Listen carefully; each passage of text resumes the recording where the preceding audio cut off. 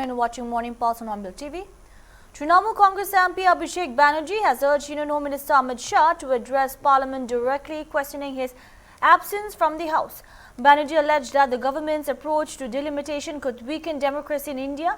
On the FCRA bill, he said it would be referred to a joint parliamentary committee, but stressed that the TMC's primary demand is the rollback of the bill. हम जवाब home minister को बोलिए house में आ जाएगा। ये opposition तय ना करे मुझे क्या बोलना है कैसे बोलना है। नहीं तो यही चीज जो आप मेरे से पूछ रहे हैं वो उनको बोलिए हाउस में आके बोल दे। वो हाउस आ ही नहीं रहे। तो आप भाई पार्लियामेंट वो तो वही बता सकता है, जो नहीं आ रहा है वही बता पाएगा। मैं तो आ रहा हूँ, वो क्यों नहीं आ पा रहा है उसका जवाब तो मैं नहीं दे सकता, वो तो उन्हीं से पूछना पड़ेगा। लेकिन ये जो इतना पार्टी तोड़ने के बाद, इतना मेजॉरिटी रहने के बाद जो आप हाउस अवॉइड कर रहे हो या हाउस में नहीं आ रहे हो, ये दर्शाता है कि आप कहीं ना कहीं उन सवाल, विपक्ष के सवाल का जवाब नहीं देना चाहते हो और आप अंदर से घबराए हुए हो। और आप भी अंदर से जानते हो दिल्ली में जो आपके इंस्ट्रक्शंस पे हुआ है वो कहीं ना कहीं गलत तो है और उसका जवाब आपके पास नहीं है। उनको इन शब्द से ऐतराज है, लापता है, भाग गए। वो कह रहे हैं संसदीय मर्यादा और सार्वजनिक जीवन में इस तरह के शब्दों का चलन बढ़ गया है जो ठीक नहीं है। नहीं, लापता क्या गाली है? मुझे तो पता नहीं है लापता क्या है। लापता मतलब मिसिंग है। मिसिंग गाली होता है क्या? रमेश बिदुरी ने जो शब्द यूज किया था होम मिनिस्टर ने कंडेम किया था। भाई दो तरफा तो नहीं हो। आप उनसे पूछो, आप मेरे से जो पूछ रहे हो ONI वाले, जरा उनसे भी जाके पूछ लो रमेश बिदुरी ने जो बोला था उस पर आपका क्या टिप्पणी है। हिम्मत होगा आपका? तो हम तो आज भी किए हैं इंटरव्यू। कहाँ किए? नहीं, इंटरव्यू करने से नहीं होगा। आप पूछ लो रमेश बिदुरी ने क्या बोला था। वो तो शब्द मैं मुंह में नहीं ला सकता। 2 साल 2.5 साल पहले की बात है। तो पहले उस पर टिप्पणी कर दे, फिर मेरे से पूछ लेना। वो कह रहे हैं कि लोकसभा स्पीकर को जो मांग है विपक्ष का वो सौंप दे। आज 3 बजे से लेकर कल 3 बजे तक वो हर सवाल का जवाब सदन में देने को तैयार हैं। नहीं, वो सौंपने का क्या है? वो तो बोला ही है, आप आ जाओ। कल सुबह 11 बजे हाउस में आ जाओ, चर्चा हो जाएगी। आज 2 बजे हाउस फिर से चालू होगा, आप आ जाओ, चर्चा हो जाएगी। भाई वो मीडिया के थ्रू कम्युनिकेट क्यों कर रहे हैं? वो डायरेक्ट कम्युनिकेट करे। 2 बजे हाउस बैठना है, आ जाए गृह मंत्री, आके वही चीज बोल दे, फिर देख लेंगे दूध का दूध पानी का पानी, कौन पीछे हट रहा है। दादा एक और सवाल। आज तमिलनाडु विधानसभा ने एक रेजुलेशन पास किया कि लोकसभा का स्ट्रेंथ 543 ही रहना चाहिए। एक तरीके से डिलिमिटेशन का जो प्रपोजल है उसे खारिज किया। बिल्कुल सही किया, मैं सहमत हूँ। डिलिमिटेशन में जब चर्चा होगा तब मैं बोलूंगा।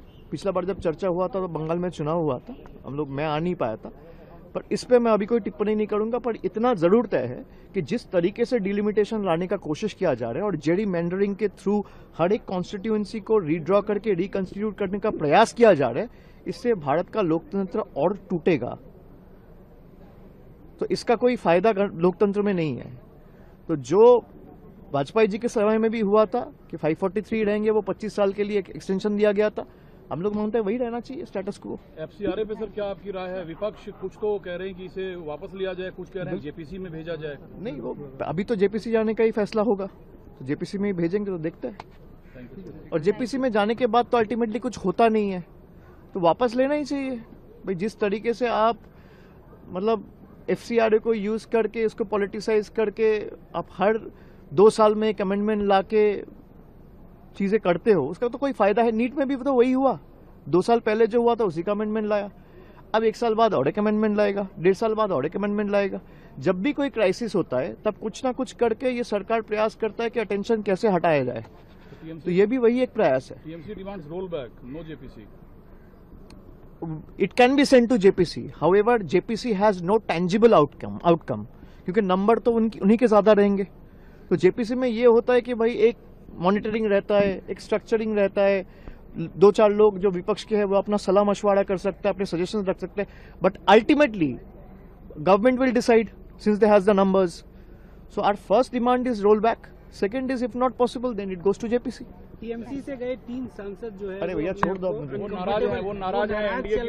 A passenger, Leshpal, traveling on SpiceJet flight SG105 from Delhi to Pune on August 11, alleged that the flight was delayed and passengers faced severe discomfort after boarding. He said there was no ventilation or air conditioning inside the aircraft, leaving passengers drenched in sweat, while children cried and pregnant women struggled. Leshpal said passengers protested on the tarmac after the crew allegedly failed to address their concerns. He added that the airline's technical team later inspected the aircraft and confirmed there was an issue, following which the passengers were taken back inside. A replacement flight was arranged for 5 a.m. and passengers eventually departed at that time. अभी तो फिलहाल मैं ठीक हूँ, अभी पुणे पहुँचा हूँ, मैं अभी घर पहुँचा हूँ हमारे। आप बताइए अपने बारे में, आप कहाँ से कहाँ ट्रैवल कर रहे थे और क्या हुआ था पूरा उस जहाज? मैं काम के लिए दिल्ली गया था और दिल्ली से पुणे टर्मिनल 1 दिल्ली से पुणे ट्रैवल कर रहा था। तो 9:55 की फ्लाइट थी हमारी स्पाइस जेट की, वो डिले हो गई। 10:30 की बोर्डिंग शुरू हुई हमारी। 10:30 को हम फ्लाइट में बैठे, बाद में बीच में आधा घंटा गया, अंदर कुछ ऑक्सीजन नहीं था, कुछ एसी शुरू नहीं था। तो हमें लगा कि हम क्या रेगुलर फ्लाइट से ट्रैवल करने वाले लोग नहीं है, तो हमें लगा कि ये टेक्निकल इशू होगा कुछ, तो हम चुप बैठे। बाद में ऐसी सिचुएशन आई कि हमारे पूरे कपड़े गीले हो गए। सब पैसेंजर का ऐसा ही हुआ था, पूरा फ्लाइट भरा हुआ था, करीबन 150 से ज्यादा लोग होंगे। और बाद में छोटे बच्चे जो थे, बहुत छोटे छोटे थे, 1 साल के, 8 महीने के, 6 महीने के बच्चे थे, वो रोने लगे बहुत जोर से, क्योंकि उनको श्वास लेने में दिक्कत हो रही थी। और कुछ प्रेग्नेंट महिलाएं थी, उनकी भी वीडियो मैंने दिखाई, भेज दूंगा आपको। तो वो महिलाओं को आवाज भी नहीं देने आ रहा था, उनका आवाज भी बाहर नहीं आ रहा था, वो चिल्ला चिल्ला के वो निपचिप पड़ गई। फिर हम पैनिक हो गई कि अरे क्या हो रहा है। हमने वो क्रू मेंबर्स को पूछा कि हो क्या रहा है, हमें बताओ तो सही, क्योंकि सबको परेशानी हो रही है अभी। तो वो हमें ही चिल्लाने लगे कि चुप बैठो, आप ऐसा मिसबिहेव मत करो, ये हो गया कुछ। बहुत अग्रेसिवली हमें ही बात कर रहे थे वो। और फ्लाइट वैसे ही वो रनवे पे लेके गए। तो बाद में हमें बहुत टेंशन आया कि रनवे में फ्लाइट आया है, अभी तक ऑक्सीजन नहीं है, अंदर हवा नहीं है। तो हमने बोला कुछ तो करो, अभी बहुत पैनिक हुआ है और वो बेहोश हो रही है महिलाएं। तो उन्होंने बोला कि 2 मिनट रुको, हम कुछ शुरू करते हैं। उन्होंने ब्लोअर्स शुरू किए, तो ब्लोअर्स में से गर्म हवा आने लगी। तो अंदर ऐसा गैस चैम्बर जैसा सिचुएशन हुआ था, बहुत पैनिक हो गए लोग। तो फिर सबको चिल्ला के बोला कि वो ब्लोअर्स बंद करो, गर्म हवा तो कम से कम बंद हो जाएगी। बाद में वो बंद किया और उनको ही मालूम पड़ा कि कुछ तो टेक्निकल इशू है। बाद में वो फ्लाइट साइड में लेके गए। फिर हमने उनको रिक्वेस्ट की कि हम इस फ्लाइट में नहीं बैठेंगे, हमें दूसरी कुछ फ्लाइट अरेंजमेंट कर दो या हमारी टिकट कैंसिल कर दो।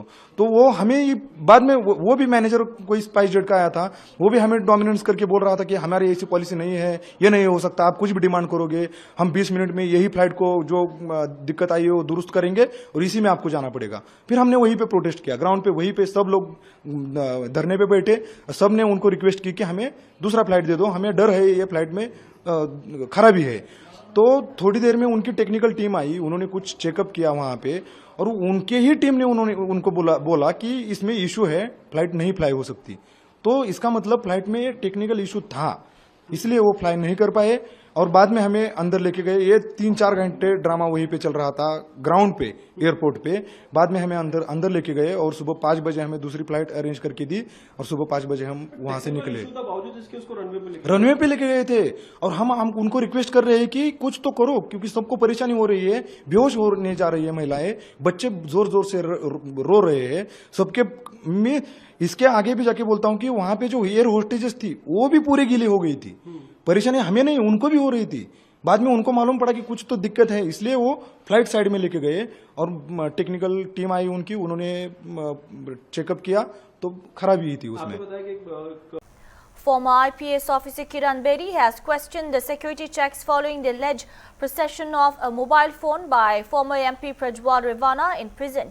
Bedi said the incident points to a possible lapse in the search process, noting that electronic screening systems are in place to detect prohibited items. She stressed that officials responsible for the search should be held accountable if the phone was taken inside the prison.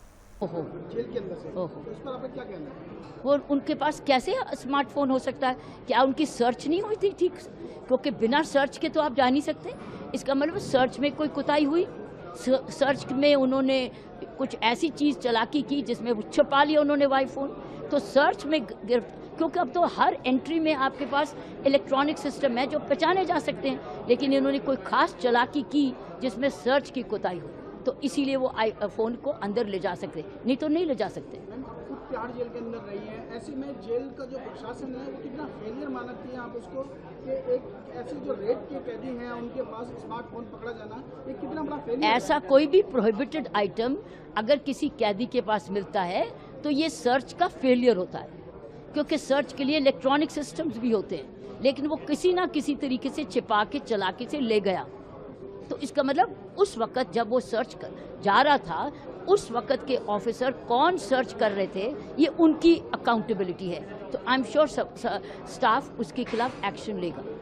Show cause notice भेजा गया है हाँ जी, staff को show cause notice भेजा गया है DIG की तरफ से। तो नेचुरली शो कॉज तो देंगे ही, क्योंकि उसको पता सुनना तो पड़ेगा कि उस वक्त ड्यूटी पे कौन था और क्या चालाकी उसने लगाई जो कि पकड़ में नहीं आ सका। Smartphone was from the former MP Revanna.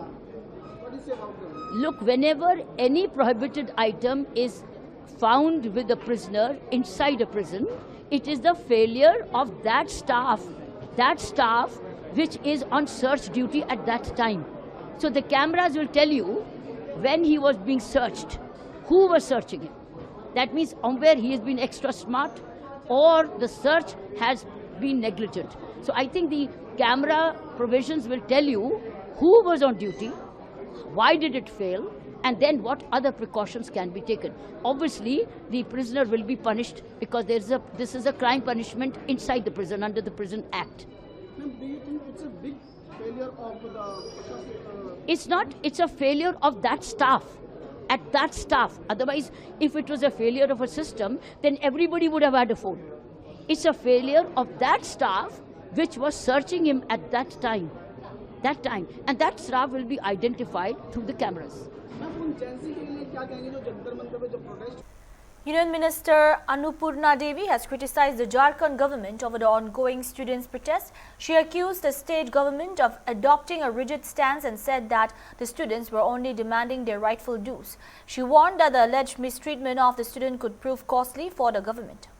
कार्रवाई की जा रही है और छात्रों की तमाम मांगों पर विचार किया जा रहा है। देखिए, झारखंड सरकार जिद पर अड़ी है और छात्र बहुत शालीनता के साथ अपनी बात, अपनी मांग को रख रहे हैं। कोई धरना पे है, अनशन पे है और छात्र सीधा सा कि जो एग्जाम हुआ, चाहे झारखंड पब्लिक सर्विस कमीशन का हो, जेएसएससी का हो, सीजीएल, जो कॉम्पिटिटिव एग्जाम हुए हैं उसको रद्द करते हुए सरकार सीबीआई जांच कराए और छात्र अपनी मांग, अपना हक मांग रहे हैं। वो कोई सरकार से कोई अन्य चीजें नहीं मांग रही, वो अपना अधिकार मांग रहे हैं। जो छात्र हैं, जो मेहनत करते हैं कि आप उनको उसका अधिकार, उसका हक दो, लेकिन हठधर्मिता पे सरकार अड़ी हुई है और छात्रों के साथ इस तरह का दुर्व्यवहार इन्हें महंगा पड़ेगा, भारी पड़ेगा। और कहीं न कहीं ऐसा लग रहा है कि शायद ये जो एक एक करके आप देख रहे होंगे, जो जांच, जो परीक्षा जिन्होंने लिया है, जो एजेंसी है, ब्लैकलिस्टेड कंपनी है, उनके लोगों के द्वारा जिस तरह से बयान दिए जा रहे हैं कि पूरी की पूरी ये जांच अगर सीबीआई से जांच करा है तो निश्चित रूप से पूरी सरकार इस कटघरे में आएगी, जिसके वजह से शायद ये नहीं करा रहे, लेकिन इसे महंगा पड़ेगा। मैम, कल जिस तरह से देर रात अचानक पुलिस प्रदर्शन स्थल पर पहुंच गई, उसको लेकर के भी कयास हो रहे हैं कि कहीं पुलिस एक्शन भी हो सकता है।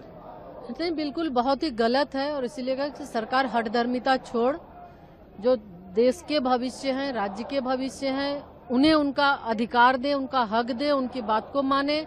और आज धरना और अनशन दोनों पे हमारे बच्चे हैं और सिर्फ वो बहुत ही शालीनता के साथ वो मुख्यमंत्री जी से कोई चाचा बोल रहे हैं, कोई भैया बोल के संबोधित करके कि आप हमें हमारा अधिकार दे दो। तो सरकार जिस तरह से कार्रवाई कर रही है, निश्चित रूप से ये पुलिसिया जुर्म नहीं चलेगा और ये उन्हें भारी पड़ेगा। Congress MP P. Chidambaram has backed Tamil Nadu's resolution opposing delimitation, saying that the state is united against any move to could reduce the political representation of southern states. He argued that the Lok Sabha strength should remain capped at 543 and said that states that implemented family planning should not be penalized. On his FCRA bill, Chidambaram demanded its withdrawal, saying that merely referring it to a joint parliamentary committee would not be enough. He alleged that the proposed legislation targets minorities and said that the Congress would oppose it in the JPC. Tamil Nadu Assembly unanimously adopted a resolution yesterday on the Tamil song and on FCRA. Today, I believe they will adopt, or they may have adopted, a resolution opposing delimitation. That's the correct thing to do. The entire Tamil Nadu is one on that, except the lone BJP member. Sir, he said the center to freeze the Lok Sabha strength only 543. Whether the Lok Sabha, correct, that is a correct demand. The Lok Sabha should be frozen at 543. Otherwise, it will become like the Chinese parliament. It will become a public meeting. It won't be a house. Be that as it may, the proportion of the southern states of Tamil Nadu is 7.18. The proportion of the southern states, including Tamil Nadu, should be frozen. They cannot be punished for implementing family planning for the last 25 years. The government is ready to send the FCRA bill to JPC. They should not only send it to the JPC, they should withdraw the bill. But at least it is better than passing the bill in the din. They have referred it to the JPC. Congress party will oppose the bill in the JPC, and eventually the bill must be dropped. This is an unnecessary bill, a mischievous bill intended to target the minorities. Will you say about something about the Jharkhand issue? Because a lot of Jharkhand issue, Mr. Rahul Gandhi and several others, including me, have condemned the police action. I said, shame on the police and their political masters. It should not have happened, but it has happened, and therefore we condemn it. So what do you think there is no need of delimitation bill, what government wants to bring in house? There is no need for that delimitation bill. The existing representation of states must not be reduced. Why are we being punished? Why are the states which have faithfully and conscientiously implemented the family planning program being punished? Thank you, sir. Thank you so much. Thank you. Tata Sons chairman N. Chandrasekhar has decided not to seek reappointment when his term ends on February 20, 2027. He said informed that the Tata Sons port to begin the succession process soon to ensure a smooth transition.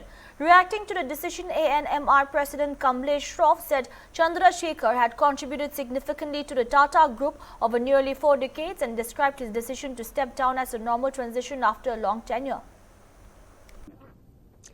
I think he has been there for almost about 4 decades, and as a person of the industry, he's put in a lot of hard work, which is visible in all the Tata Sons and the group companies.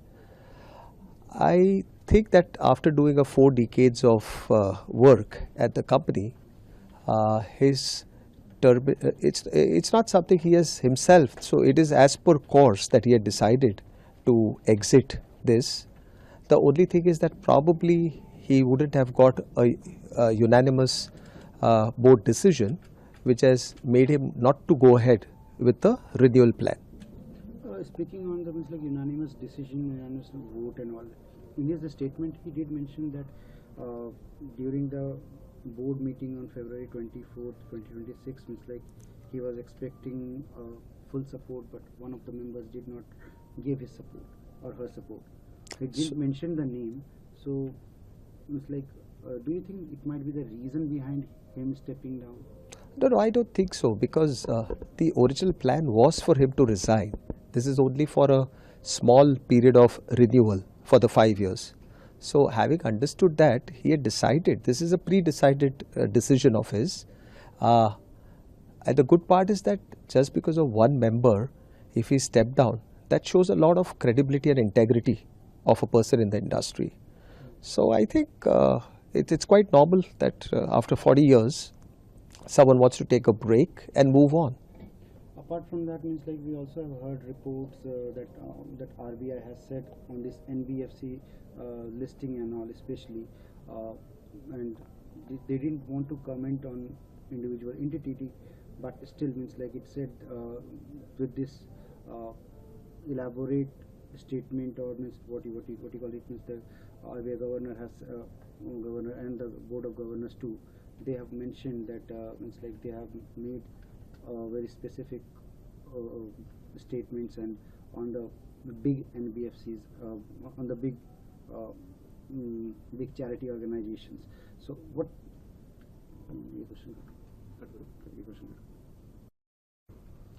So means like since several board meetings of Tata Sons, Tata Trusts and all, we have been listening about his replacement, about Tata Sons, Tata Sons chairman and Chandan Sekaran's replacement. My question to you is like, how are you looking at it, especially, and who do you think may be the next chairman of Tata Sons? Very difficult to judge and not easy to comment either, because I'm sure they will do a due process in some time and find the right person there. But at the moment, I haven't come across any major names that plan to be part of this. And the last one, smooth transition. I think that's a excellent way of looking forward. So he's going to give time for the succession to be proceeded ahead smoothly, and which is a great mark of a leader. So from that perspective, I think we should acknowledge that fact that he will handhold until the. That's all we have for now. Keep watching One Bill TV.